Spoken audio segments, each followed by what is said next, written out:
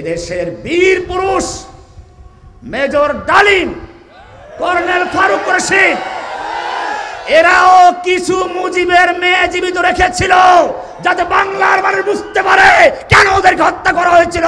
ওরা কত সন্ত্রাসী, কত বড় রক্ত পিপাসুতা দেখানোর জন্য।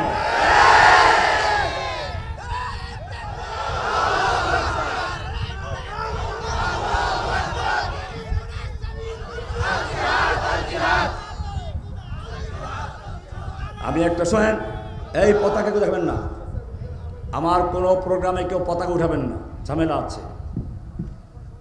আমার বিষয়টা অন্যদের মতো না, আমাকে নিয়ে পুরো দুনিয়া ভয়ে আছে। পতাকা দেখলে এইটা নিয়ে মিটিং করে হোয়াইট হাউসে, এইটা নিয়ে মিটিং করে সেই দিল্লিতে, আর বিশ্বকে দেখায় এই তো উনি এই লিডার। ওদের কলিজায় ভয় আছে, কারণ জসিমউদ্দিন রহমানীর কথা ফলো করে জীবন দেওয়ার জন্য লক্ষ লক্ষ জনতা ইন্ডিয়ার ভিতরে রয়েছে। ইন্ডিয়া যদি বাংলাদেশের দিকে বাড়াবাড়ি করে, ওরা জানে জসিমউদ্দিন রহমানের এক হুঙ্কারে ভারতের ভিতরে এমন আগুন জ্বলবে, নরেন্দ্র মোদীর গদি চলে যাবে ইনশাআল্লাহ।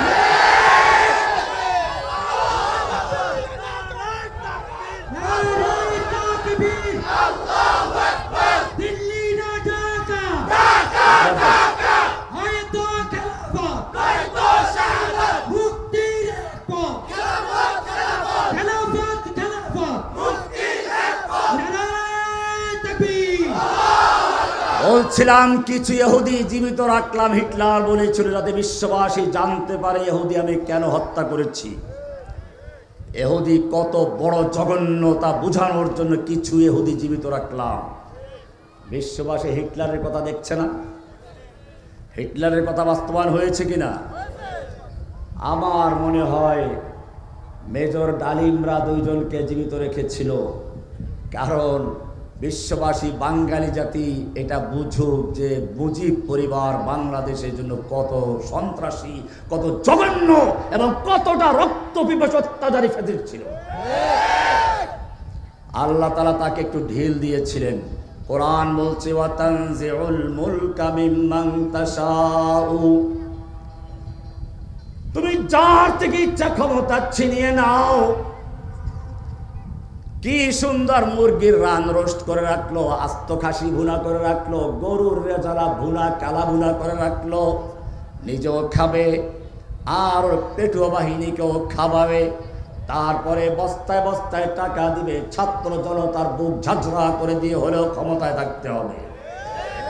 আল্লাহ রাব্বুল আলামিন দেখিয়ে দিলেন তুই অনেক খেয়েছিস, আমার আলেমুল আমাদের কারাগারে বন্দি করে রেখেছিস, তাদেরকে তরকারির পরিবর্তে পোকা খাইয়েছিস, রুটির পরিবর্তে বালুর রুটি খাওয়াইছিস, ওলামায়ে কেরামদেরকে অন্ধ কুঠুরে তুমি আটকে রেখেছ, আর আমাকে তো কেমনে রেখেছে এটা বর্ণনার অতীত।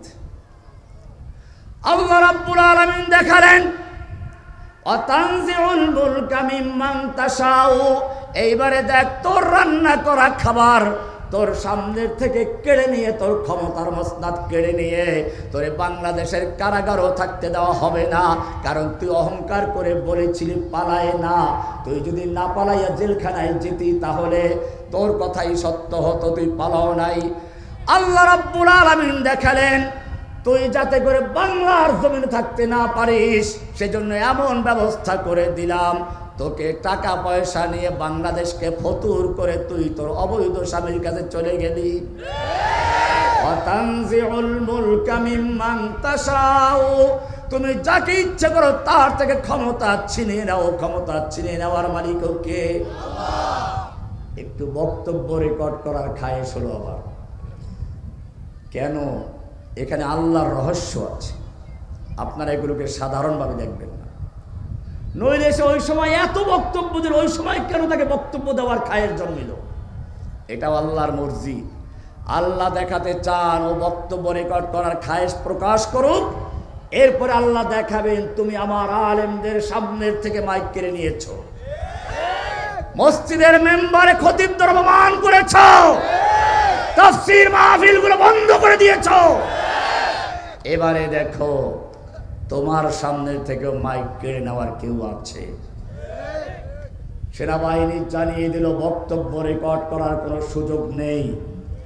দুই দিক থেকে আজরাইলের দল আবাবিল পাখি হয়ে ঝাঁকে ঝাঁকে তুফানের মতো যেই গতিতে ধেয়ে আসছে, মাত্র ৪৫ মিনিট সময়ের মধ্যে তোমার রাজপ্রাসাদে ঢুকে তোমার লক্ষ টাকা দামের শুধু ছাড়ি নয়, তোমার চামড়া হাট দিচ্ছে বিড়াল কুকুর দিয়ে খাওয়াবার জন্য আসতেছে। পালাও, আর বক্তব্য রেকর্ড করার সুযোগ নেই। ছিনিয়ে নিয়েছেন কে? তুমি মাইক ছিনিয়ে নাও, তোমার মাইক ছিনিয়ে নেওয়ারও কেউ আছে। আমি আওয়ামী লীগ, ছাত্রলীগ, যুবলীগ, যত লীগ আছে সবাইকে বলবো তওবা করো। একটা কুত্তা ইতর প্রাণী, সেও যদি তার বাচ্চার উপরে হামলা আসে তার নিজের জীবন দিয়ে হলেও প্রতিহত করার চেষ্টা করে। একটা দুর্বল প্রাণী মুরগি, তার বাচ্চার উপরে আক্রমণ হলে সে তার জীবন দিয়ে লড়াই করে মুরগির বাচ্চা হেফাজত করার জন্য, ঠিক কিনা? আর এই নেত্রী তার হাজার হাজার লাখ লাখ নেতা কর্মীকে মাঠে ছেড়ে দিয়ে শুধু নিজের বোনটাকে নিয়ে চলে গেছে, প্রমাণ করলো তোমাদের জন্য আমার কোনো মায়া নেই, আমার মায়া আমার বোনের জন্য। তওবা করো, তোমাদের সঙ্গে আমাদের কোনো শত্রুতা নেই। আমি নির্দ্বিধায় বলতে পারি, কারাগারে আমাকে নির্জন বাসে রাখা হতো, কেউ যাতে মিশতে না পারে, মিশলে আবার জঙ্গি হয়ে যায় কিনা ভয় আছে।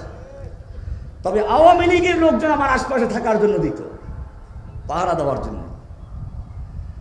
আবরার ফাহাদ হত্যার আসামি বুয়েটের ছাত্রদেরকে আমি যে বিল্ডিংয়ে, সেই বিল্ডিংয়ে দোতলায় দিল।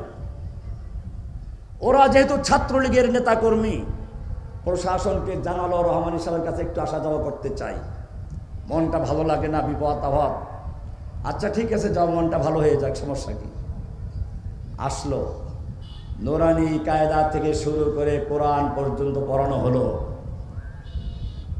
আপনারা যদি জেলখানায় কেউ থাকে খোঁজ দিয়ে দেখেন, এখন তাদের মধ্যে 5টা ছেলে সম্পূর্ণ কোরআনে হাফেজ, বাকি সবগুলো এখন মুখে দাড়ি, 5 ওয়াক্ত নামাজ পড়ে, মাথায় টুপি, গায়ে জুব্বা লেগেছে। এখন আর দেখলে মনে হবে না এরা শেখ হাসিনার সোনার ছেলে, এরা জসিমউদ্দিন রহমানীর, এরা রহমানীর মাদ্রাসার ছাত্র, কোরআনে হাফেজ হয়ে এখন তারা জেলখানায় আছে। আমি ওদের জন্য দোয়া করি ওরা বের হয়ে আসুক। কেন ওদেরকে প্রমাণ করতে হবে শেখ হাসিনা কাদেরকে ধ্বংস করেছিল? তোমরা আমাদের ভাই, তোমাদেরকে অত্যাচার করা হয়েছে, আমাদের বিরুদ্ধে দাঁড় করানো হয়েছে, এখনো তওবা করো। তোমরা জেনে নাও ক্ষমতার মালিক কে? আল্লাহর নবী সাল্লাল্লাহু আলাইহি ওয়াসাল্লাম হুনাইনের যুদ্ধে একা হয়ে পড়লেন। হাওয়াযিন গোত্রের তীরের আঘাতে, বর্ষার আঘাতে মানুষ সব এদিক সেদিক ছুটে গেল।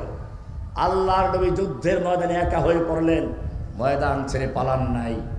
কবিতা পড়তে লাগলেন, আনান নবিয়্যু লা কাযিবা আব্দুল মুত্তালিব, আমি সত্য নবী, মিথ্যা নবী নই, আমি আব্দুল মুত্তালিবের সন্তান। এই বলে তিনি সামনে বাড়ছেন আর ডাকছেন, তাআলা ইবাদাল্লাহ, হে আল্লাহর বান্দারা, তোমরা আমাকে কেন্দ্র করে যুদ্ধ করো। এটা হচ্ছে নেতার চরিত্র। নেতা তার জান বাঁচিয়ে কর্মীদেরকে ধ্বংসের মুখে ঠেলে দিয়ে পালাবে, এটা কাপুরুষের পরিচয়, এটা কোনো নেতার পরিচয় না।